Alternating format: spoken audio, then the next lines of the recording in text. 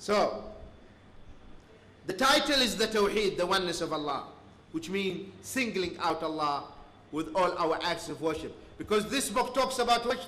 Tawheed, unity of worship. The whole book talks about the unity of worship.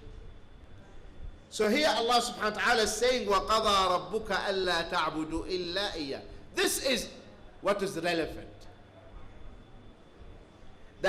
And your Lord has decreed, commanded that you worship none but Him. This is what is relevant to the title. Are you following? أَلَّا تَعْبُدُوا إِلَّا إِيَّهُ. You worship no one but Allah. Is this clear? So you should know what is relevant from the evidence. Which portion of the evidence is relevant to the title. Are you following? أَلَّا تَعْبُدُوا إِلَّا إِيَّاهُ وَبِالْوَالِدَيْنِ إِحْسَانًا. And that you should be dutiful to your parents. If one of them or both of them attain old age in your life, say not to them a word of disrespect, nor shout at them, but address them in terms of honor. And lower unto them the wing of submission and humility through mercy. And say, my Lord, bestow on them your mercy, as they did bring me up when I was small. Now, so Allah subhanahu wa ta'ala, after He emphasized that we should worship no one but Him, He also said that we should be dutiful to our parents, kind to our parents who looked after us when we were young. And subhanallah, my dear brothers and sisters, you find the Quran always reminding us about our duty towards our parents. And you will not find Him except in one place. He reminded the parents about their children. Why? Because they don't need to be reminded. They don't need that. It is there something instinctive, something built within themselves to look after you. They love you. They do everything for you. But He reminds the children who did not see the sufferings of the parents. You didn't see the suffering of your mother. How many nights she was awake. You didn't see what she went through the pregnancy. You didn't see what they were going through when you were sick. Taking you from one hospital to the other hospital, taking you from one country to another country. So that's why you need to be reminded about your duty towards them, that you have to be grateful to your parents, even if they're not Muslims. Even if they are not Muslims, they're still your parents.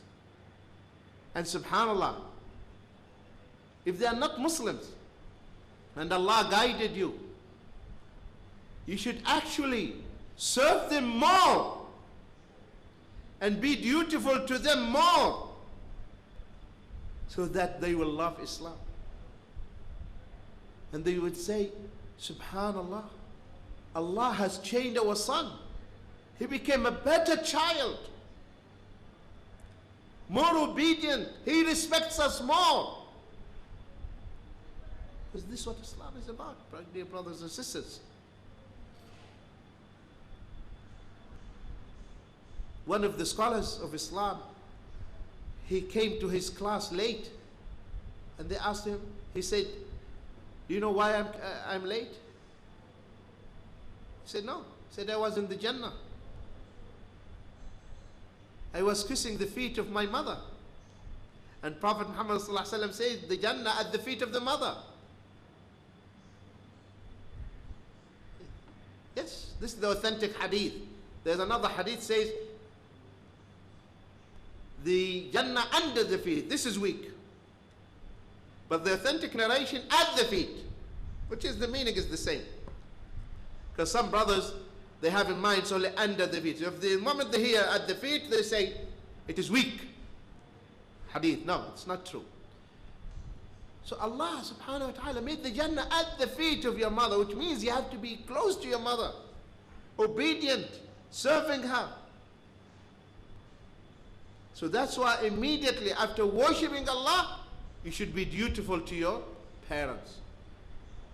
And Allah forbids you from saying even uff, which is just a word of showing disrespect, to express your anger, blowing air. You are not allowed to do that. It is a sin. Which religion teaches this except Islam? You should not say uff to them, even if they are not non-Muslims. If they are not Muslims, they are non-Muslims. Still they are your parents. Still you have to love them. Still you have to respect them. This is what Islam is about. This is what Islam teaches its followers.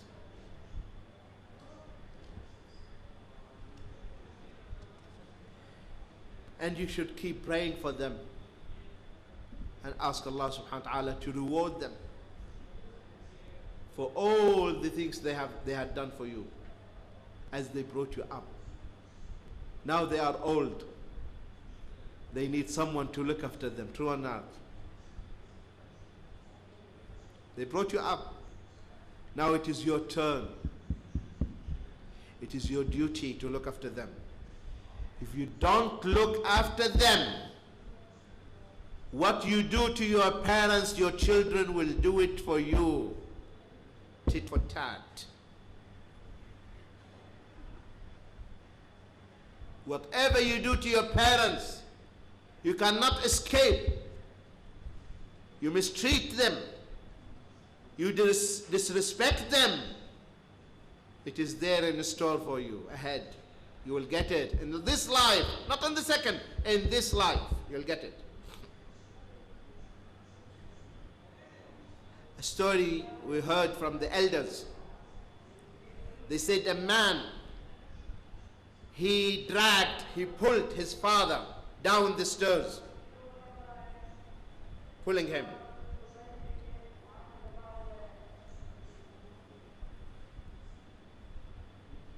And his father passed away. His child grew up and he became old, and his son did the same thing. He pulled him down the stairs. Exactly like what he did to his father. The child did to his father as his father did to his grandfather. Are you following? So don't leave your parents and follow your sweetheart, your wife. You ignore your parents. They are old. They need someone to look after them. So your wife, if she really loves you, she will look after your parents.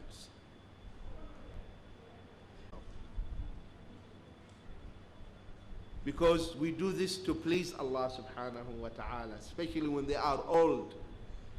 And when a person is old, he behaves like a child. You know this? Like a baby. Anything makes him angry, and so we should know how to accommodate. And this is my advice for the sisters. Maybe they always keep saying, you know, mother-in-law and daughter-in-law, they don't go together, right? They're always fighting. No. You are. I'm again saying, if you are nice to your mother-in-law, you know what will happen? You will have a nice daughter.